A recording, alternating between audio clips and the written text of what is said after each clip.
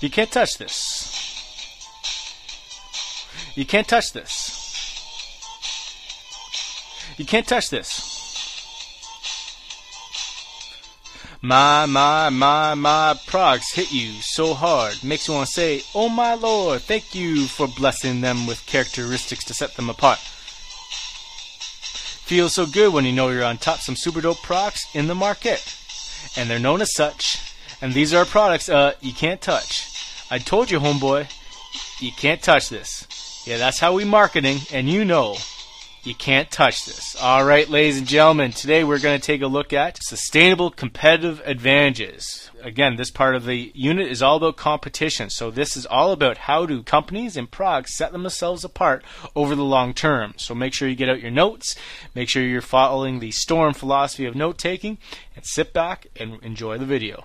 Okay, first off, we're going to take a look at direct versus indirect competition. This is important to know because when we're talking about competition, we have to understand that not all competition is direct competition. There is some indirect competition. We're then going to move on to sustainable competitive advantages such as USPs, production costs, niche markets, and creating customer loyalty.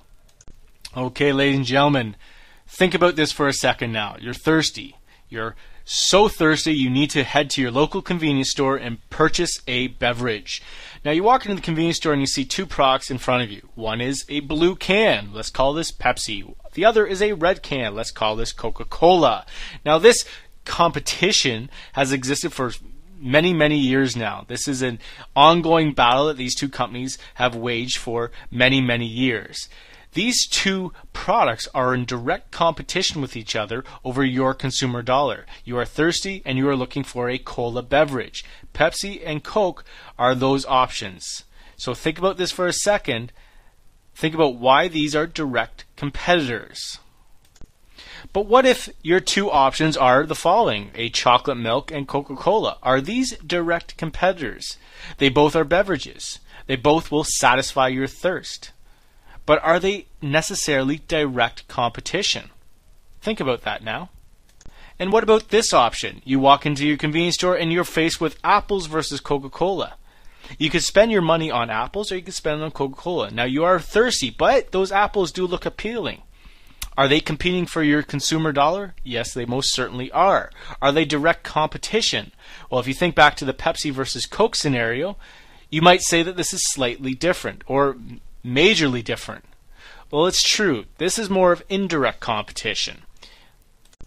And the best way to illustrate indirect competition is when you walk into your local mall. Let's call this Square One. You have money to spend and you're looking for, let's say, clothing. Well, you may not find the clothing item that you are looking for, and you might spend your money on any of the other retail stores located in the mall. You might go up to the food court and buy food. You might go down to a kiosk and buy, I don't know, a watch, right? The mall offers all sorts of options for you, and all of these retailers are competing against one another. They are not directly competing with one another because many of them are different products altogether. But because they are still competing for your consumer dollar, this is a perfect example of indirect competition, very similar to that apples versus Coke scenario. So let's sum this up. Direct competition are those products and services that are very similar, almost identical, if not identical, and compete for a consumer's dollar. Pepsi versus Coke, we started with that scenario. That's your perfect example of direct competition. Whereas indirect competition are products or services that are not very similar. They are not identical whatsoever, but they still do compete for a consumer's dollar. For example, apples versus Coca-Cola. Right? You walk into a store and you have $1. You might buy an apple even though you might be thirsty. There's still an option that exists there, and this is indirect competition. Now, direct versus indirect competition is not always so easy to identify. Take again, for example, the chocolate milk versus Coca-Cola. Which one of these do they fall into? Well, in a lot of cases, there's a gray area, a middle area, and it depends on the scenario if it falls into direct competition because you are thirsty and you are looking for a beverage, or indirect competition. You are thirsty, but you're definitely looking for Coke, or you're definitely looking for chocolate milk, right? They don't necessarily compete in the same market, but they still kind of do compete against one another. So direct versus indirect competition. This is important to understand before we move on.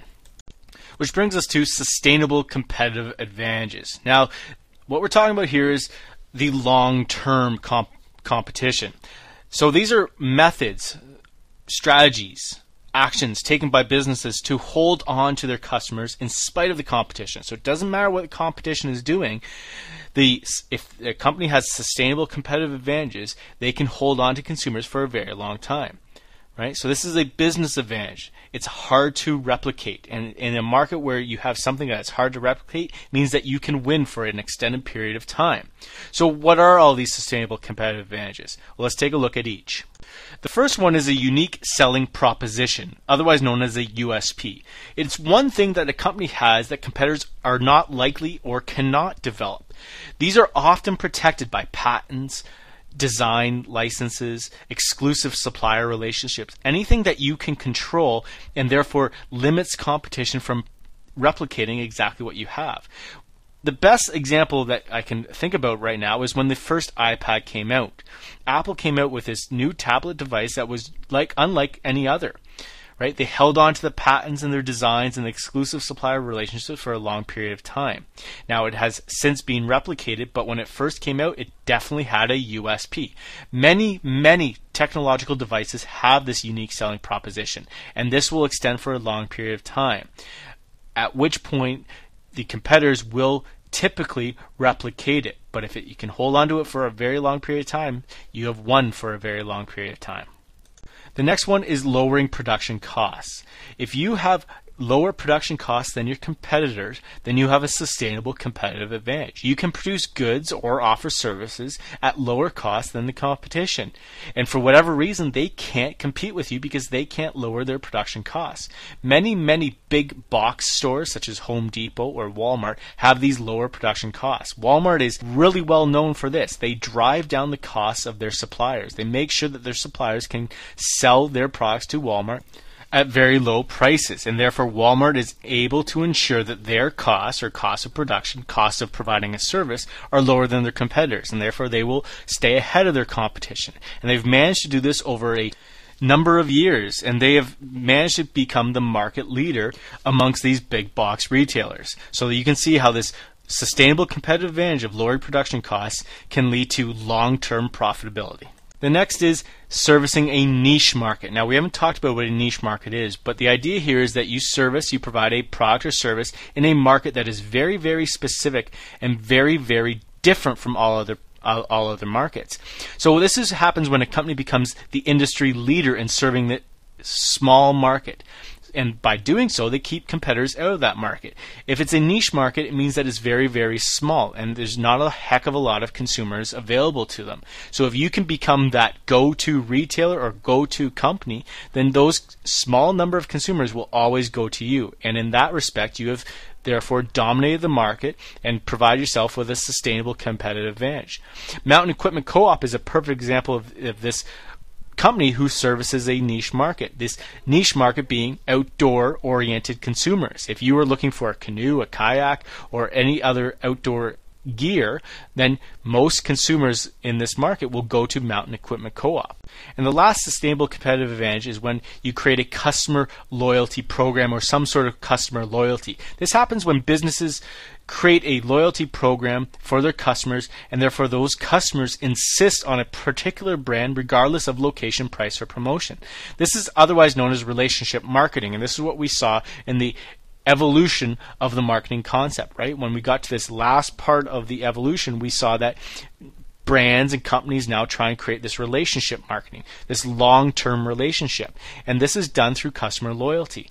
So when the customer and retailer have developed a strong relationship, they have created, therefore, a sustainable competitive advantage. Often this is built on trust and good experiences. It's also often built on points programs. For example, Petro-Canada. You're not at this point yet, but when you do start driving and paying for your own gas, not your parents, but yourself paying for your own gas, you will often visit the same gas station or same brand of gasoline. Myself, I always look for Petro-Canada because I like to collect my Petro points. CIBC, President's Choice, Mercedes-Benz, they are also companies who have created a customer loyalty program. And this has paid them huge profits over the years because they've created a sustainable competitive advantage. So this brings us to our end. Think about this for a second now. How does Rick Hansen achieve sustainable competitive advantages? Now, granted, students are sometimes forced to come here, but schools, like any other school, have to create some sort of sustainable competitive advantage to become that school where everyone wants to go to. Think about this for a second. When you are competing for a job, how are you going to create a sustainable competitive advantage so that you ensure you earn the job or you maintain that job over a number of years? It's no different from companies or brands. You yourself have to create some sort of sustainable competitive advantage. All right, ladies and gentlemen, make sure your notes are all in order. Make sure you've written down your summary and a discussion question. And that's it for today. That's it. That's all. That's everything. We'll see you tomorrow.